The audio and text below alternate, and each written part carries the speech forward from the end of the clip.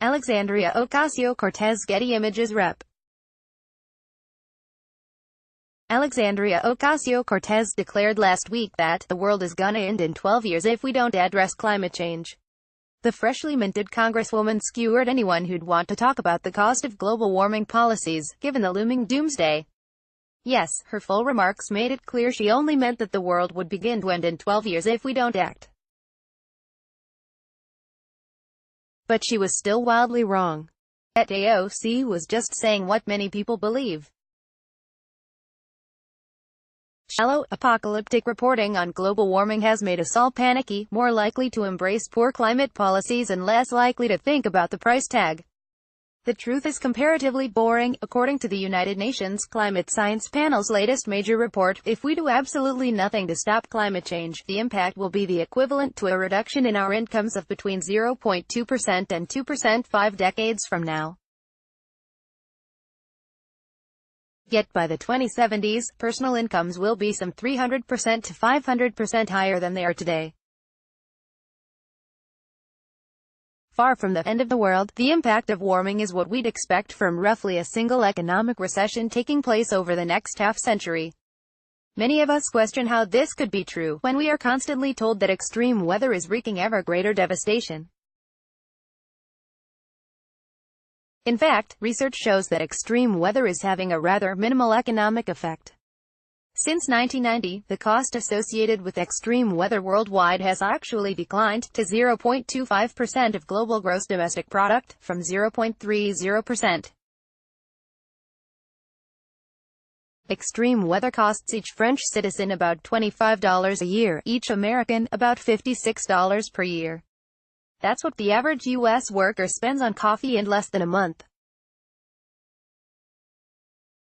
What about the escalating costs of hurricanes, now inevitably held up as examples of climate change?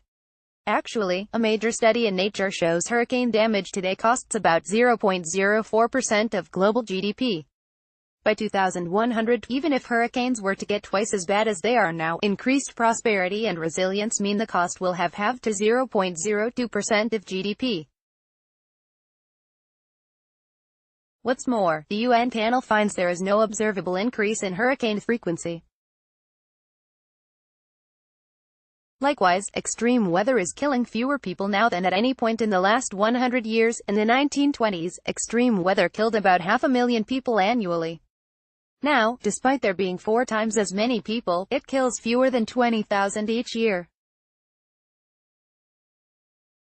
If the world isn't ending, and the impact of global warming by 2030 is much less than 0.2% to 2% of GDP, then we need to start comparing costs with benefits. This is the bread and butter of William Nordhaus, the only climate economist to win the Nobel Prize. His careful work over many decades shows that a globally coordinated, moderate and rising carbon tax could reduce temperatures modestly. This would cost about $20 trillion and avoid some climate-related harms, ensuring a net benefit of $30 trillion over coming centuries. But aiming to reduce temperatures more escalates the costs and eventually leaves the planet $50 trillion worse off. Limiting temperature increases to 2 degrees Celsius or less, as many leaders promise, would prove even more costly. Green fretting about Armageddon is nothing new, of course. In the 1960s, mainstream environmentalists worried that the world was running out of food. In the 1980s, acid rain was going to destroy the planet's forests. There were good reasons for concern, but a panicked response led to a poor, overly expensive response. We need to get smarter. Climate change is a problem but not the end of the world. The United States now has little or no federal climate policy, which is inexcusable.